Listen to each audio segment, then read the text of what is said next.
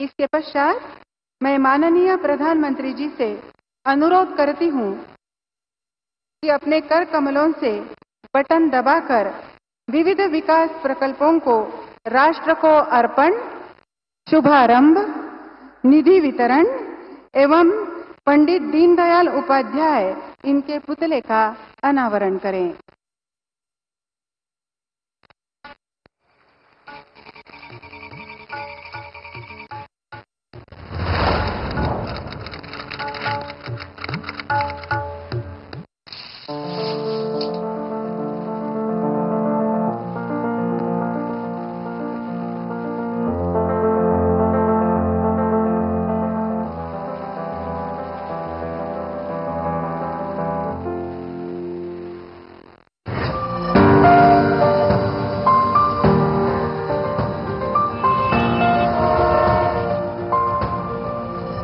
देश को गरीबी से मुक्ति मिले, गरीब से गरीब परिवार को आगे बढ़ने का अवसर मिले, यही सच्चा सामाजिक न्याय है।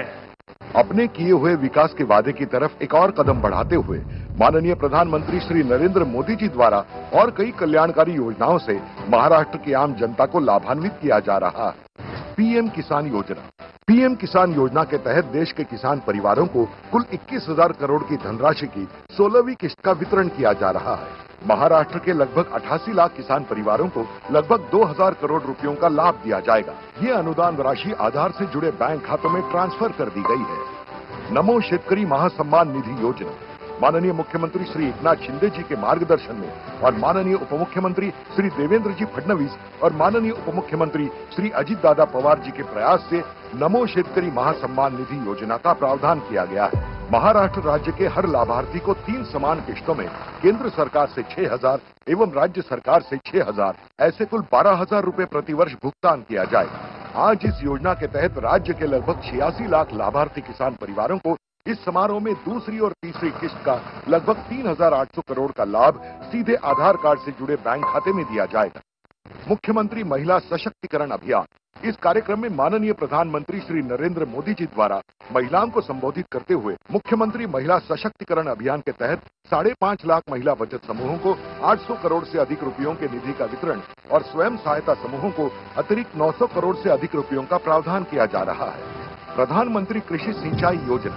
वर्ष 2016-17 में प्रधानमंत्री माननीय श्री नरेंद्र मोदी जी के दूरदर्शी विचारों से इस योजना की पहल की गई थी। अब तक महाराष्ट्र में प्रधानमंत्री कृषि सिंचाई योजना में से 10 प्रकल्प पूरे हो चुके हैं और 17 प्रकल्प प्रगति पथ पर हैं।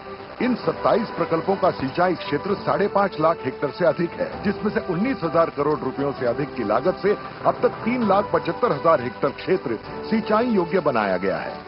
इन परियोजनाओं में से 11 बड़ी और मध्यम सिंचाई परियोजनाएं विदर्भ और मराठवाड़ा जिलों में हैं, जिनमें से 1683 करोड़ रुपयों से अधिक की लागत से 6 परियोजनाएं पूरी होकर 2,41,000 हेक्टेयर क्षेत्र सिंचाई योग्य बन चुका है।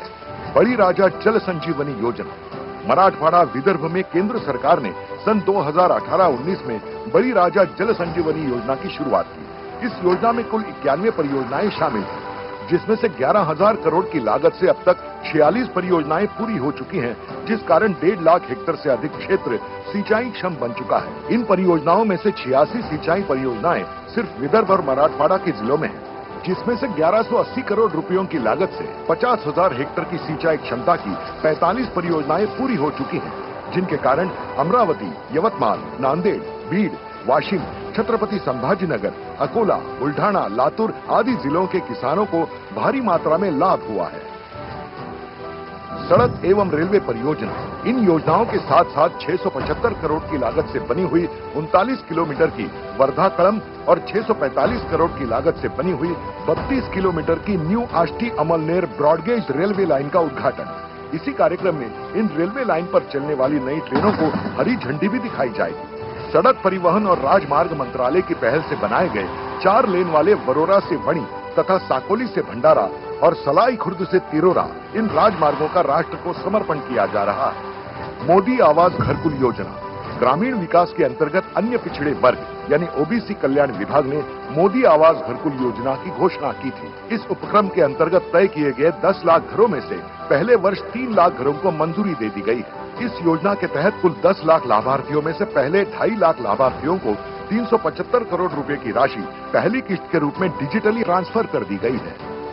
दीनदयाल उपाध्याय जी के पुतले का अनावरण, दीनदयाल उपाध्याय जी के ब्रॉन्ज से बने 40 फुट ऊंचे पुतले का अनावरण यवतमाल में माननीय प्रधानमंत्री श्री नरेंद्र मोदी जी के हाथों किया जा रहा है। आयुष्मान भारत योजना, इस योजना के लाभार्थी परिवार को प्रति वर्ष 5 लाख रुपयों का इलाज निजी एवं शासकीय चिकित्सालयों में उपलब्ध है।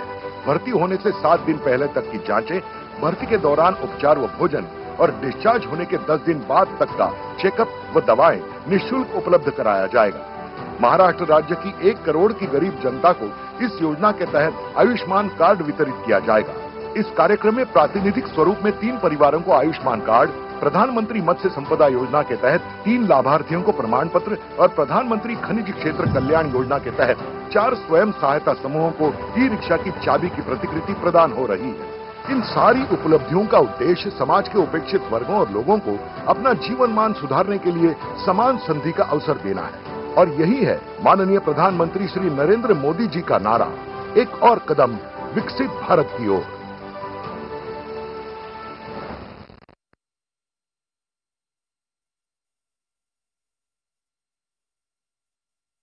इसके पश्चात माननीय प्रधानमंत्री जी से अनुरोध करूंगी कि हरी झंडी दिखाकर वर्धा कलम तथा नवी आष्टी अमलनेर यात्री गाड़ियों को वीडियो लिंक द्वारा रवाना करें।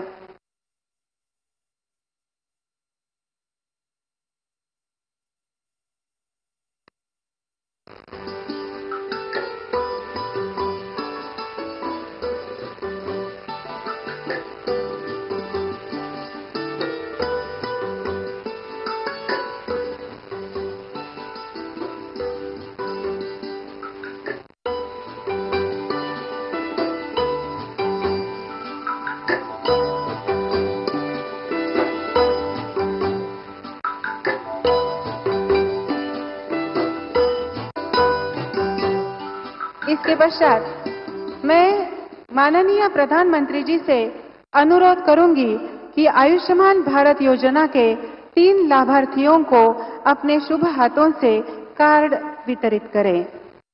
पहले लाभार्थी होंगे श्रीमती वर्षा रविंद्र सोनोने, जिला यवतमाल।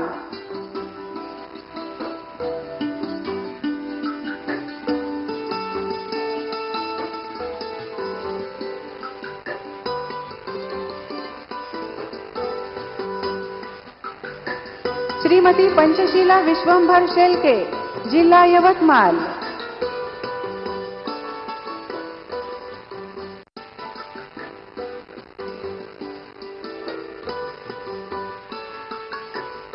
पंचशीला विश्वंभर शेलके, इनको सम्मान प्राप्त हुआ है। अगले लाभार्थी पार्वता दादाराव पारधी, जिला यवतमाल।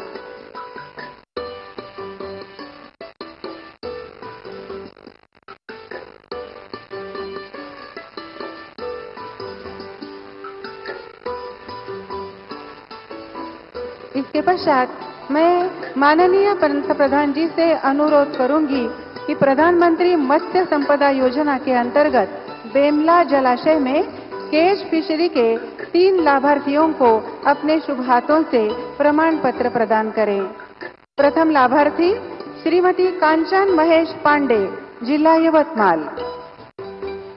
कांचन महेश पांडे।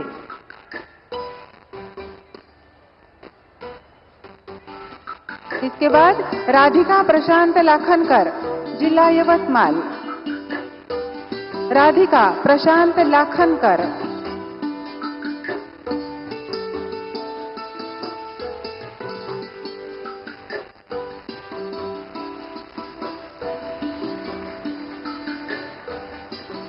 अगले लाभार्थी हर्षा प्रवीण धोत्रे, जिला यवतमाल।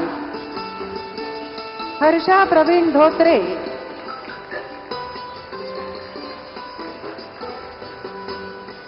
अब मैं माननीय प्रधानमंत्री जी से अनुरोध करूंगी कि प्रधानमंत्री खनिज क्षेत्र कल्याण निधि के तहत कृषि उत्पादकों की बिक्री के लिए दिए जाने वाले ई रिक्शाओं की चाबी की प्रतिकृति 3 लाभार्थियों को अपने शुभ हाथों से प्रदान करें।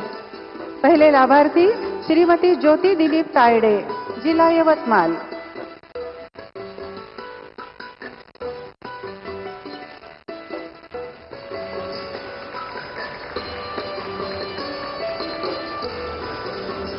आशा दादाराव सोयाम, जिला यवतमाल।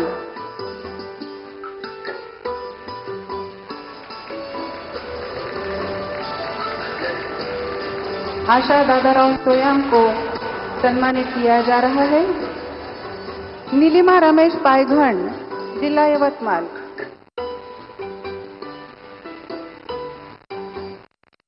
नीलिमा रमेश पायघन।